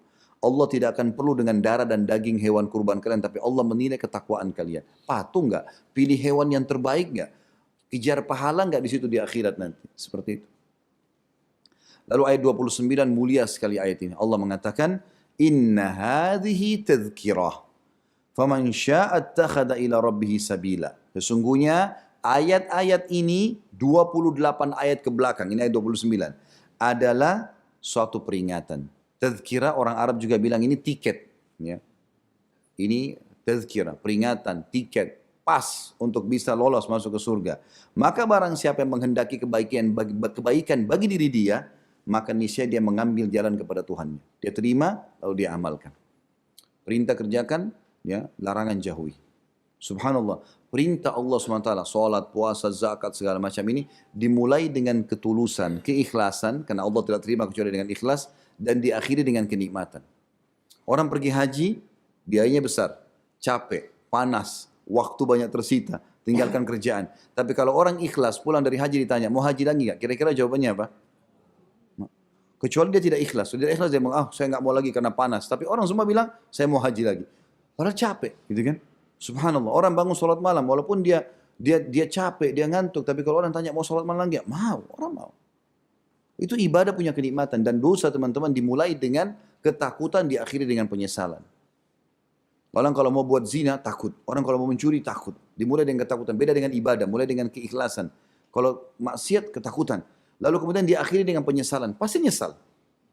Penyesalan, orang ketakutan, dihantui dengan perasaan takut segala macam, itu maksiat. Maka untuk apa?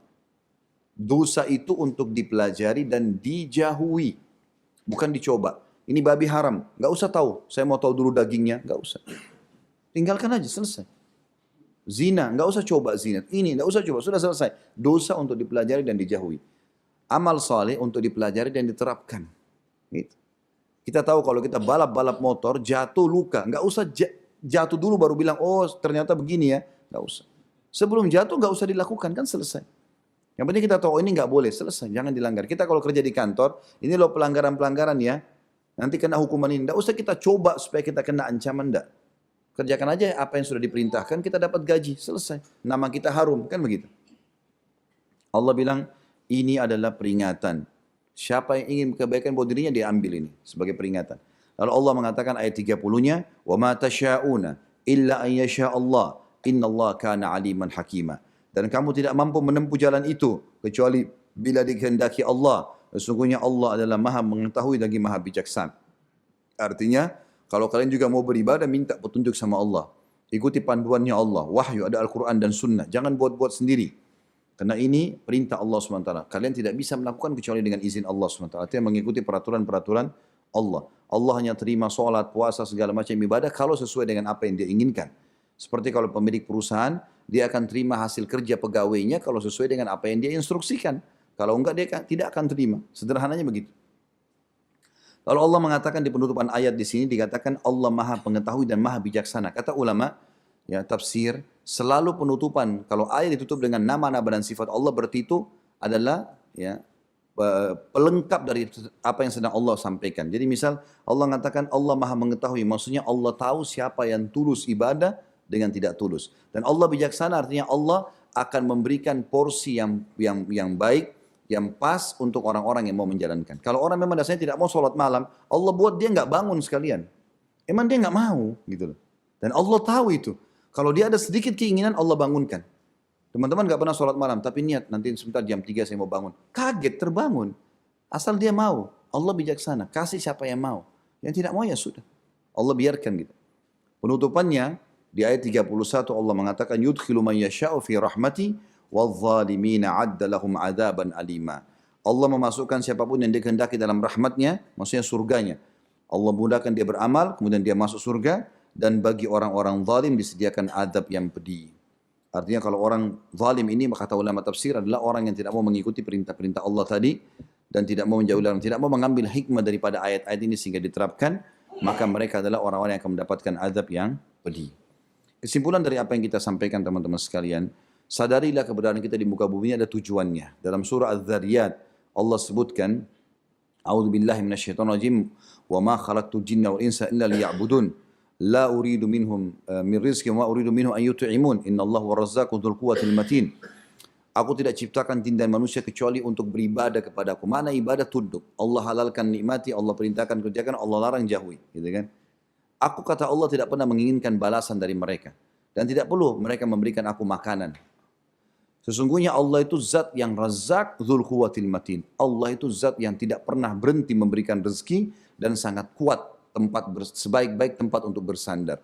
Allah SWT cuma ingin kita patuh dan Allah SWT tidak ingin kita melanggar. Dan bagi pelanggar Allah SWT masih mudahkan dia untuk tobat dan kembali ke jalannya. Allahu a'lam. Semoga Allah jadikan kita orang yang patuh kepadanya insyaAllah dan bisa mengamalkan semua apa yang Allah SWT perintahkan kepada kita, baik wajib ataupun sunnah, dengan keikhlasan sehingga bisa menjadi amal buat kita. Dan semoga seluruh dosa yang pernah kita kerjakan dimaafkan oleh Allah SWT, diganti kemahamurannya menjadi pahala. Dan juga semoga kita semua disatukan di surga firdausnya tanpa hisab, disatukan dalam majlis ilmu yang mulia ini. Begitu saja penyampaian saya, mudah-mudahan bermanfaat. Subhanakallahumma bihamdika, asyhadu an la ilaha illa anta astaghfiruka wa atubu ilaik. Wassalamualaikum warahmatullahi wabarakatuh. Jadi begini, yang ditanya sebenarnya tentang masalah kenapa ilmu yang kita pelajari ini seperti tidak mudah untuk diamalkan atau banyak orang yang tidak mengamalkan, ya, kurang lebih begitu. Jadi memang ulama mengatakan ini satu paket, ya. Belajar ilmu adalah kewajiban, ya. Kemudian menulisnya adalah kewajiban yang lebih tinggi lagi. Menghafalnya lebih tinggi lagi. Dan mengamalkannya puncaknya. Memang ini nggak bisa dipisah. Jadi kalau antum belajar sebuah hadis, belajar sebuah ayat, ya, maka tugasnya, oh ini saya sudah paham ya, amalkan. Memang nggak bisa dipisahkan. Ilmu tidak berguna tanpa amal. Masalah kenapa ada orang tidak amalkan, ya dianya kenapa tidak amalkan. Aneh kalau dia tidak amalkan. Mestinya dia bisa mengambil ilmu dan dia amalkan. Apa gunanya, akhi, kalau misalnya kita belajar bawa mobil, ya, kita setir mobil belajar, kemudian setelah selesai kita belajar seminggu, 2 minggu, sudah bisa bawa mobil, lalu kita tidak pernah nyetir mobil. Atau kita belajar bahasa Inggris, bahasa Arab dari seorang profesor, datang, bayar mahal. Setelah kita belajar setahun sama dia, nggak pernah pakai sama sekali bahasanya. Nggak berguna bagi dia. Maka ilmu butuh diamalkan. Dan dia akan terasa manfaat ilmu itu kalau kita amalkan. Beda. Kita cuma cerita haji itu begini dan begitu umrah. Beda dengan orang yang datang dipraktekin sama sana. Oh ternyata ini teorinya, ini ya prakteknya gitu ya. Jadi saya melihat Allahu a'lam, memang penekanan tentang praktek itu penting. Ini loh sholat, ini keutamaannya ya. Lalu kemudian diterapkan dalam kehidupan. Diajarkan itu. Jadi bukan cuma sekedar diucapkan saja. Saya melihat sedasar itu saya, cuma sedasar itu saja. Kalau masalah kenapa tidak ada berkah segala macam itu mungkin ada bahasan tersendiri. Tapi saya melihat sederhana. Ilmu memang kalau kita pelajari terapkan. Apa saja yang antum sudah dapatkan, amalkan. Dan kata Nabi SAW, Allah sangat mencintai amal walaupun sedikit tapi yang rutin. Yang selalu dikerjakan. Allah lebih suka, lebih baik teman-teman kita setiap malam sholat 2 rakaat saja tahajud. Tapi itu yang kita mampu kerjakan, kita komitmen daripada kita setahun sekali baru sholat 8 rakaat. Lebih baik ini, tapi komitmen terus jalan. Seperti itulah. Jadi memang harus ada aplikasi ilmu. Terapkan ilmu itu. Ilmu dipelajari untuk diterapkan. Allahu a'lam.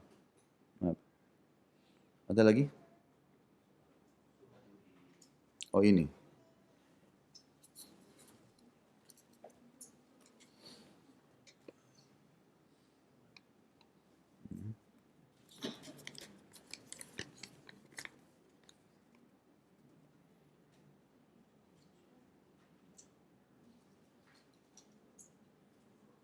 Ustaz, di akhir zaman ini musik, pelawak, ulang tahun semakin meriah di sini. Bagaimana untuk kami menghindari fitnah ini?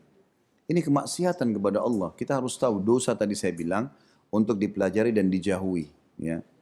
Kalau masalah musik banyak sekali dalil yang disebutkan dalam hadis-hadis. Tapi yang jelas Nabi SAW menggambarkan musik itu sebagai mazamir syaitan. Mazamir itu anak panah syaitan. Tidak bisa ketemu teman-teman antara musik sama Al-Quran. Mustahil. Gak bisa. Kalau antum masih dengar musik, Al-Qurannya akan jauh. Gak bisa, susah.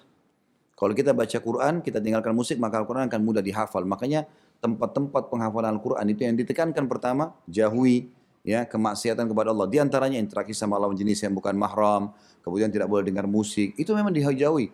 Karena ini bahaya sekali. Memang dia berpengaruh sekali. Dan Allah Subhanahu wa taala menyebutkan dalam Al-Quran bahwasanya ada sebagian orang yang memperjualbelikan perkataan-perkataan manusia ya untuk perkataan untuk menyesatkan manusia dari jalan Allah. Kata Abdullah bin Mas'ud, demi Allah itu adalah musik. Begini saja bagi teman-teman yang masih dengar musik sederhana. Saya sarankan, begitu juga kalau di Jakarta saya sampaikan. Coba praktek seminggu nggak dengar. Seminggu saja, stopin. Terus selama seminggu itu ganti ke pengajian. Seperti misalnya, maaf, ini mungkin di pengajian ini saja. Kira-kira Bapak Ibu sekalian yang hadir di sini, dalam 1 jam atau hampir 2 jam kita bicara ini. Sama nggak terasa imannya dengan sebelumnya? Mana lebih baik, sekarang atau tadi? Sekarang. Ini hanya dalam 1 jam, 2 jam. Bagaimana kalau Bapak Ibu di mobil dengar, di rumah dengar, mau tidur dengar. Sehari ilmu terus. Bagaimana padatnya pengetahuan kita gitu kan? Maka itu dialihkan dalam seminggu. Saya sudah punya beberapa jemaah praktekin ini. Dan dia bilang pada saat dia coba, memang hari pertama, hari kedua ada gejolak dalam hati. Merasa berat. Syaitan tidak mau programnya dia gagal. Itu kan program syaitan. Menyesatkan kita. Gitu kan? Maka dia tidak mau programnya. Kita gagalin dulu program itu. Sehari 2 hari gak berat. 3 hari, 4 hari. Begitu seminggu. Apalagi sampai 2 minggu, sebulan. Nanti dia rata-rata semua pemusik besar di Indonesia itu banyak yang datang kepada kami. Ada sampai buat sendiri karaoke di rumahnya. Ada di mobilnya, saya datang ke rumahnya di daerah Sumatera, dia jemput saya di bandara. Ini Ustaz, mobil saya sampai saya pasangin speaker besar. Tapi setelah dengar ceramah ini saya coba tinggalkan. Pertanyaan saya satu sama mereka. Apa perasaan antum sekarang? Setelah tinggalin ini, beralih ke pengajian apa? Ketenangan jiwa Ustaz. Dulu waktu dengar itu nggak ada ketenangan jiwa. Sekarang ini luar biasa dari ilmu ke ilmu. Kita merasa, ya saya kayaknya kurang. Oh ya saya salah. Selalu kita muhasabah dengan mendengarkan pengajian. Dan ini tidak bisa ketemu dengan musik. Kalau musik tidak. Kapan dia sedih-sedih, kapan dia buat maksiat, ajak maksiat ya maksiat. Banyak orang malah menghafal yang tidak tahu apa artinya gitu kan. Jadi masalah sebenarnya. Begitu juga dengan masalah ulang tahun teman. Ini tradisi orang non-muslim ya. Bagi teman-teman yang masih mengamalkan, coba renungi baik-baik. Ini tradisi orang non-muslim.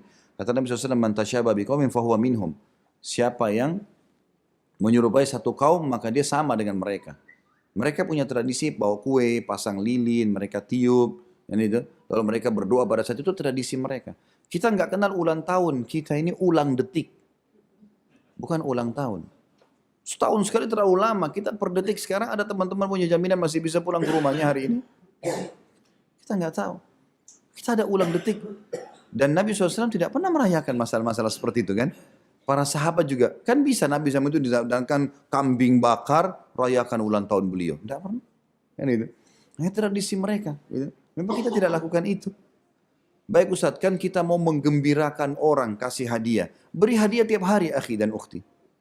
Kata Nabi SAW, tahabu. Saling memberikan hadiah, kalian akan saling mencintai. Tidak harus tunggu setahun sekali. Setiap hari kasih hadiah istri, hadiah suami, hadiah anak, tiap hari. Berikan hadiah mereka untuk mendapatkan cinta mereka. Bisa. Kenapa harus tunggu setahun sekali? Misal contoh kan gitu.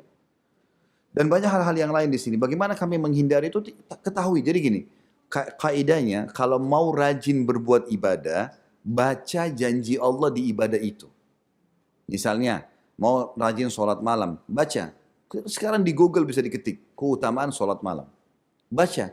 Ilmu agama itu berbicara dengan hati, wahyu bicara dengan hati. Oh ternyata sholat malam saya dapat ini, dapat ini, dapat ini, dapat ini. Nanti kita termotivasi mau kerjakan. Mau haji, mau umroh, mau sedekah, mau apa saja, baca keutamaannya. Saya dapat apa gitu ya. Sama kalau kita mau meninggalkan dosa. Saya masih berzina, saya masih bohong, saya masih begini. Bagaimana saya tinggalkan? Baca ancamannya Allah. Tulis di Google ancaman zina, ancaman riba, ancaman. Kita tinggalkan nanti. Karena ilmu itu bicara sama hati. Kita tahu, oh saya sedang salah ya. Begitu memang. Jadi sederhana. Karena kalau kita berharap orang lain yang mengubah kita, belum tentu bisa. Kata Allah SWT dalam Al-Quran, A'udhu billahi minasyaitonir rajim, Inna Allah la yughayyiru ma biqaumin hatta yughayyiru ma bi anfusihim. Allah tidak akan mengubah nasib satu kaum sampai mereka mengubah diri mereka sendiri. Harus diubah gitu. Bagaimana orang seperti kami untuk mengenal dakwah yang benar, sedangkan para ustaz juga berdakwah mengikuti Al-Quran dan Sunnah. Syekh Utsaimin rahimahullah punya pesan yang baik di sini. Beliau mengatakan, hampir semua sekarang umat Islam mengatakan kami kembali kepada Al-Quran dan Sunnah. Tapi ada satu poin yang mereka lupa. Harusnya ditambah, kembali atau berpegang pada Al-Quran dan Sunnah sesuai dengan pemahaman salafus saleh. Siapa salafus saleh? Sahabat Nabi. Jadi kita harus tahu ayat ini ditafsirkan oleh sahabat bagaimana. Hadis ini dimahami oleh sahabat bagaimana. Maka tidak akan salah. Karena ayat-ayat Al-Quran turun di zaman mereka hidup. Ada bahkan turun di kasus mereka. Gitu kan? Makanya Syekh Utsaimin mengatakan ada kalimat ini yang luput dari umat Islam. Sehingga mereka kebanyakan kembali kepada Al-Quran dan Sunnah tapi semaunya sendiri. Dia tafsirkan ayat sendiri, dia jabarkan hadis sendiri, bukan ikuti para sahabat. Sehingga jadi salah. Kata Nabi SAW apa? Sebaik-baik, berpeganglah, hadis Irbad, berpeganglah pada sunnahku dan sunnah khulafaur rasyidin. Maksudnya para sahabat. Terutama Abu Bakar, Umar, Utsman, Ali. Berpegang teguh kepada keduanya, petunjukku dan petunjuk sahabatku walaupun dengan gigi geraham kalian. Memang diingatkan seperti itu. Maka teman-teman sekalian kita harus kembali kepada pemahaman para salafus saleh. Sehingga tidak salah para ulama terdahulu kita gitu ya. Terutama dari kalangan sahabat dan tabi'in. Karena ini sangat membantu kita untuk itu. Ya. Ini saya tidak tahu tadi katanya 1 jam jadi lama ini.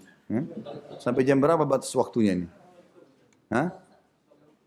Sebentar ini masih ada di sini. Tapi saya tidak tahu kertas ini dikasih sengaja mau menyinggung orang atau... Karena ada penanya di sini. Masalah rokok yang tegar.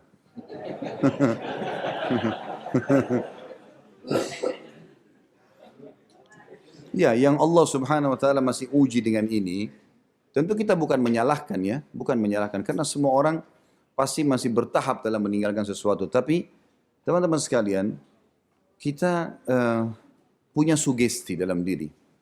Sugesti kita ada ya. Kalau kita sugesti dalam diri kita ini, sugesti itu bahasa lainnya niat kalau dalam agama. Kalau niatnya kuat, sugestinya kuat, maka makin besar. Sugestinya kuat untuk sholat malam, niatnya maka dia akan bangun. Ini sugesti ini bisa dibangun dalam hal yang positif. Mau meninggalkan perbuatan dosa, mau mengerjakan ibadah, kita bisa tunggangi itu, sugesti itu ya.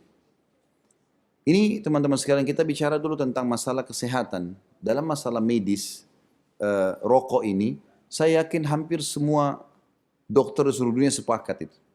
Kalau itu tidak baik buat kesehatan. Itu dulu yang pertama. Makanya semua pelang-pelangnya pasti tulisannya rokok menyebabkan impoten lah, inilah segala macam kanker ya. Saya tidak tahu kalau di sini, kalau di Indonesia itu dulu gambarnya kebanyakan orang-orang kuat dan berotot. Ya. Jadi selalu simbolnya rokok itu pasti orang yang kuat, orang yang gagah, yang berwibawa gitu kan. Padahal sebenarnya berbeda gitu kan. Mungkin orang-orang olahragawan itu tidak melakukan itu. Dan sekarang sudah mulai diubah sedikit. Jadi mulai ada gambar orang merokok. Di bawahnya sedikit ada gambar seperti gambar tengkorak. Tulisannya kalau dulu kecil sekali. Rokok menyebabkan begini dan begitu. Sekarang tidak. Rokok bisa membunuhmu. Dan itu bukan oleh pemerintah ditulis omong kosong atau untuk nakut-nakuti. Bukan. Karena fakta lapangannya memang begitu. Fakta lapangan begitu ya. Kalau orang bilang, saya buktinya merokok sudah lama tapi nggak mati-mati juga. Ya memang karena ajal belum datang. Dan kita teman-teman, jangan tunggu terjadi sesuatu baru kita mau tinggalkan ya. Ada beberapa tempat kemarin saya ditanya, Ustaz, kita kan walaupun melanggar perbuatan dosa tapi belum dihukum sama Allah. Ya, bagaimana memahami ini? Saya bilang jangan tunggu dihukum dulu. Baru kita mau sadar gitu kan. Kalau saudara terjadi satu orang berarti sudah pelajaran buat kita itu. Maka saya sarankan untuk membaca data-data dan fakta-fakta secara ilmiah. Berapa korbannya, apa efeknya secara kesehatan, apa efeknya kepada perokok pasif ya. Anak-anak dan pasangan hidup atau ini perokok pasif banyak sekali efeknya. Maka ini secara ilmiah dulu. Baru kita masuk ke masalah agama.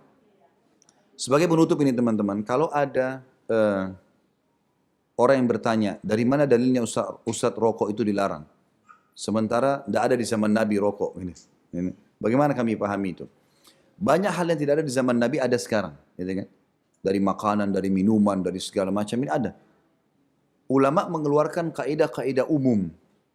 Seperti misalnya tentang pengharaman jenis makanan dan minuman yang tidak ada di zaman Nabi SAW. Bagaimana kalau ditemukan di akhir zaman?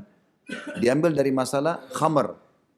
Contoh khamar Allah mengatakan, A'udzubillahi minasyaitonirrajim yas'alunaka 'anil khamri wal maisir qul fihima itsmun kabirun wa manafi'u lin-nas wa itsmuhuma akbar min naf'ihima.